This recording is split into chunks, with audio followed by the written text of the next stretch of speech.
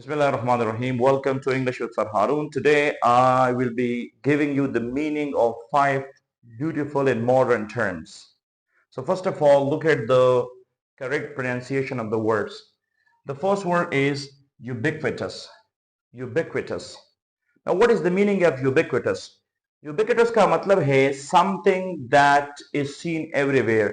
वो चीज जो हर जगह पाया जाता है, हर जगह देखा जा सकता है. जिस तरह हम कहते हैं कि मोबाइल फोन्स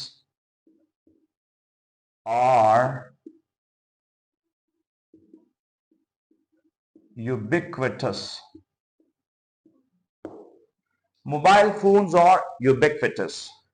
इसमें स्टूडेंट गलती करते हैं कि यूबिक्विटस के साथ एवरीवेयर लगाते हैं. तो आपने इस तरह नहीं बोलना है mobile phones are ubiquitous everywhere, क्योंकि एवरीवेयर का जो मीनिंग है वो यूबिक्विटस में खुद मौजूद है. सो मोबाइल फोन्स आर यूबिक्विटस. अब आप एक जुमला बनाएं. शाबाश, आप एक जुमला बनाएं. Cow are ubiquitous in village. Yes, cows are ubiquitous in villages. गांव में गाय हर जगह देखे जा सकते हैं, पाए जाते हैं.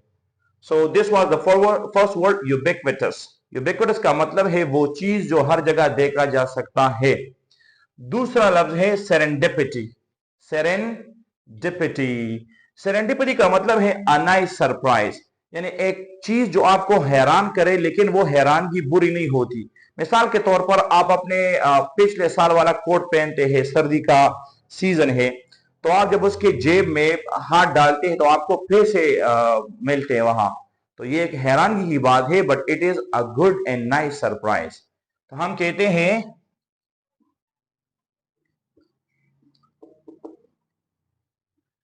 finding money in the old coat is a serendipity. Serendipity. Finding money in the old coat is a serendipity. मिसाल के तौर पर आपको एक म्यूजिक पसंद है, एक पीस ऑफ म्यूजिक आपको पसंद है, लेकिन जब आप रेडियो को ऑन करते हैं तो वही म्यूजिक चला होता है, वहां म्यूजिक लगा होता है. So it is a serendipity. It is a serendipity. आपको एक खूबसूरत खाना पसंद है, मिसाल के तौर पर आपको एक डिश पसंद है, लेकिन आप किसी जगह में मेहमान होते हैं तो इत्तेफाकन आपके लिए वही चीज वहां पकाया होता है. सो seeing your favourite dish is a serendipity. It is a serendipity. तीसरा जो लफ्ज है वो है एफेमेरल. वो है एफेमेरल. एफेमेरल का मतलब है temporary, lasting for a short time. वो चीज जो वक्ती होती है, वो उसकी जो जिंदगी होती है वो आर्जी होती है. जिस तरह एक मशहूर एग्जांपल है कि rainbow is ephemeral. Rainbow is ephemeral. अब आप मुझे बताएं दूसरी कौन सी चीजें हैं जो एफेमेरल हैं. Childhood. Childhood is ephemeral. जवानी भी है, जवानी के बारे में बताएं. Childhood is ephemeral. Ephemeral. Youth is ephemeral. Youth is ephemeral. Beauty is ephemeral. तो वो चीज जो आर्जी होती है, जो एक मुख्तसर वक्त के लिए होती है, इसके लिए हम एफेमेरल का लफ्ज लगाते हैं. तो आज के बाद आप टेम्पररी लफ्ज ना लगाए, इसके लिए आप दूसरे अल्फाज का चुनाव करें. Ephemeral is one of them.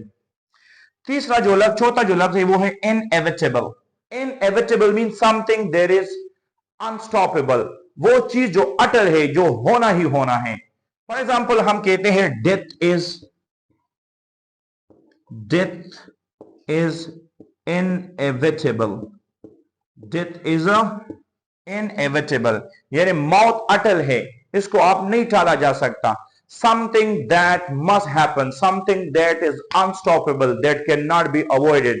इसके लिए हम कहते हैं death is inevitable. मिसाल के तौर पर कोई गाड़ी तेज चलाता है तो उसकी एक्सीडेंट वो inevitable है. हम कहते हैं he was driving too fast. Accident was inevitable, यानी एक्सीडेंट का तो होना ही होना था. So something that is inevitable means that it must happen. It cannot be avoided. It cannot be stopped. The last word is resilient.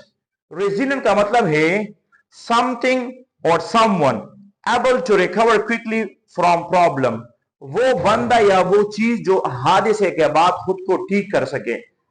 ही और she और it is called resilient, they are called resilient.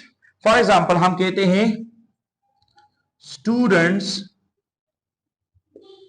और resilient. Why they are resilient? They study even in the heat. They study even in the heat. Resilient का मतलब वो है कि आप किसी हादसे के बाद दोबारा काम करने के काबिल हो जाए। फॉर एग्जाम्पल हम कहते हैं Pakistan is a resilient country. It's resilient. Why? Because it is struck by a lot of natural disaster, but even then the country is running. So Pakistan is resilient. Children are resilient क्योंकि वो गिरने के बाद फौरन उठ जाते हैं और अपने काम पे लगे होते हैं। तो ये